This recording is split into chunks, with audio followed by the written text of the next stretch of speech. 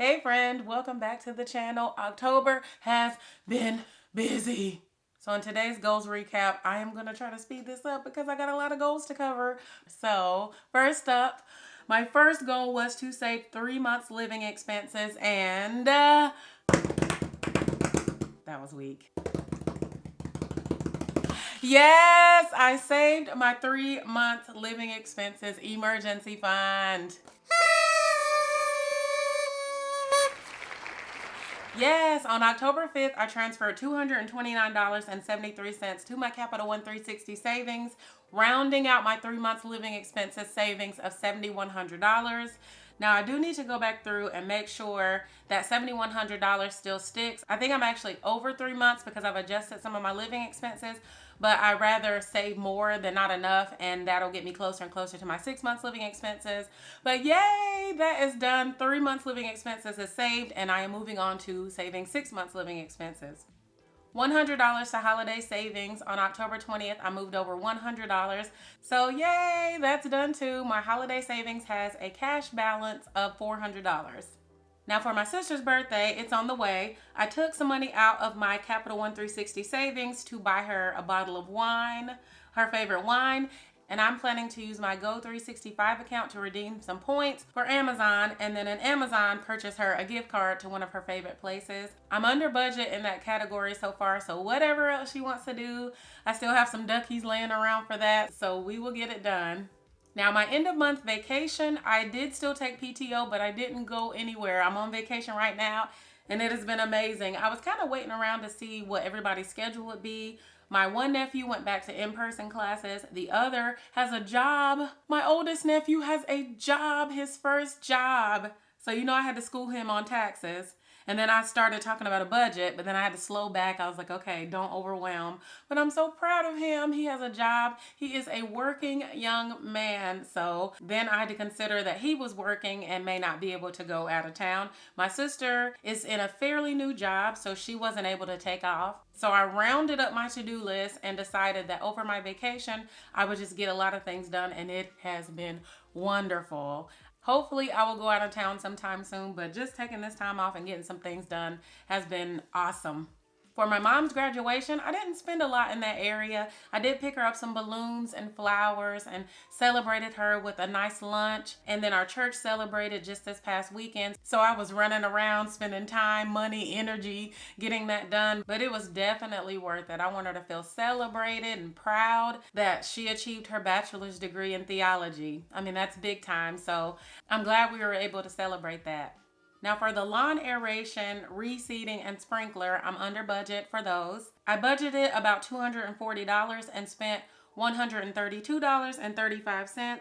The aeration was $65, and the seed, lime, and sprinkler came to $67.35. I want to give a big thank you to all of you who in that last video said, hey, set it and forget it, because I was talking about going out there and watering 1 or 2 times a day and just kind of dreading it and thinking about not even doing it. And some of you were like, just put it out there and let it go. Some of you were just like, let somebody else do it. But honestly, that freed me from feeling like I had to babysit that seed. I tossed it out there and it's growing even without me watering it every day. I'm just letting Mother Nature do her thing, and it's just giving me so much time back. So I'm really thankful to those of you who weighed in on that. I appreciate ya. So the house siding repair and replaced. I don't know what Home Advisor was talking about when they gave me a quote of $300. I had a guy from one siding company come out and he gave me an estimate of $2,250. That included the pressure washing. And I was like, what? That is drastically different from $300. I don't know what I was thinking. I don't know. I just don't know about that stuff. So I reached out to my cousin who's in real estate, and I asked him what he thought about the price. He thought it might have been too high, though he's not a siding guy. So he reached out to some people that he knew about it, and he found someone who could take care of it for me. That guy came out, and I can be very picky when it comes to spending money and wanting things a certain way. And I just have that attention to detail, I guess you would say, and I thank God for it. But even I can get on my nerves sometimes with it. But that guy really handled my pickiness. Because I was just like, what about that little thing that only I can see? And he not only repaired the siding, but he also took down a satellite dish that I had had on the top of the house since I had moved in, and I've never had satellite, and I've never used the dish channels or anything, had that service. And so he was able to take that off for me as well. And I came out, instead of the $2,250, definitely not the $300 and something that I thought, I spent $1,149. And yeah, it was not very comfortable to spend that amount of money, but I am relieved that the siding is finally done. As far as the pressure washing, when the guys came out to fix the siding, they highly suggested I get gutters. And they were thinking maybe I should try to get gutters before getting it pressure washed.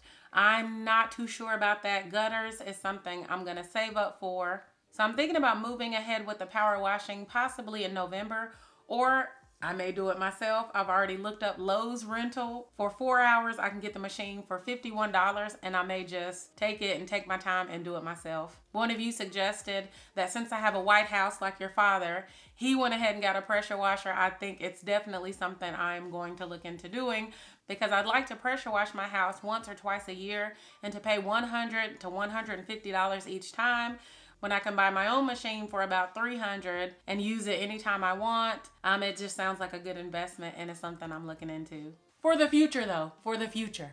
Things I am grateful for this month. My dad gave me $100. Just out of nowhere, my sister said, "Dad left an envelope here for you and it has money in it." And I was just like, "Well, did he leave you one too?" And she said, "Yeah." I said, "Well, why?" And she said, "I don't know." So out of nowhere, my dad gave me $100. Yeah, so note to self, ask Dad if he won the lotto. Really nice of him. I was able to put it to good use. Another thing I'm grateful for this month is that I sold 2 items on eBay. That was approximately $20 back into my budget. Yay. That I completed my 3 months living expenses emergency fund. I'm very grateful for that. I'm also grateful that I had an opportunity to give on a greater level this month. And this is not to bring any praise upon myself. I'm just sharing this with you like I share a lot of these other things. But I'm just so excited about giving. And I'm so glad I get to give differently now. I told you I'm off this week. And at the beginning of the week, I was out riding around in my car listening to the radio, which I rarely do because I work from home. And I caught a sermon called "What the World Needs Now" by Ingram. And he was teaching out of Matthew 6 and talking about righteousness or riches.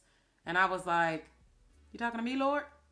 So I felt led to give because that message touched me so, and I just thought it was interesting how I had been thinking about that and talking and praying about that, and this message just really spoke to me. I'm going to leave that linked below if you want to check out the message as well. Also, there's a young lady I follow out here on YouTube, and she has natural hair like mine. It's beautiful, but hers is really, really long. But she did a different video recently, a very heartfelt, heart-wrenching video about her homeland of Nigeria, which I don't know if you know, and I'm glad she enlightened me as well. They have some things going on, some tragic events around their government and SARS, and she asked us to sign a petition. And in signing that petition, I found a way to give to further the purpose of that organization. So I was really thankful for that, and prayers for Nigeria. I'll leave her video linked below if you want to check out her video, get access to that link for the petition, and check that out for yourself. I also was watching a Zoom of comedians, and one of the guests mentioned that their mother-in-law had passed from COVID. He wanted to remind everybody that COVID is still real. His mother-in-law was supporting her daughter who is in college, and I had an opportunity to give. And like I said, this is not about me giving. I'm just grateful for the opportunity to give, that now that I'm debt-free, I can give in a different way. Like, I have been giving to my church, giving in time and effort. I like to volunteer. Of course, that kind of got shut down in a big way this year, but you find alternatives to be able to volunteer and give your time and give back.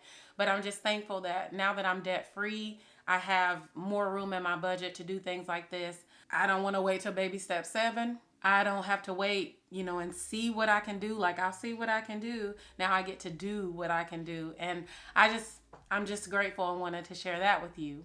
Now, what can be improved is to slow it down a bit. I don't have to do so much. I think that, now that that part of my journey is done, I am like raring to go, get things done, all that stuff. And sometimes I found myself wondering, when will it all get done? that I had to say, girl, just slow down. So hopefully I will carry that into the month of November. And speaking of that being said, in my next video, I will be planning for November. So let's just see how much I slow down. Well, that is all for October. It was a very productive, very eye-opening, a very wonderful month. I have a few days left, so I'm going to make the best of it. You do too. And I'll see you next time. Bye.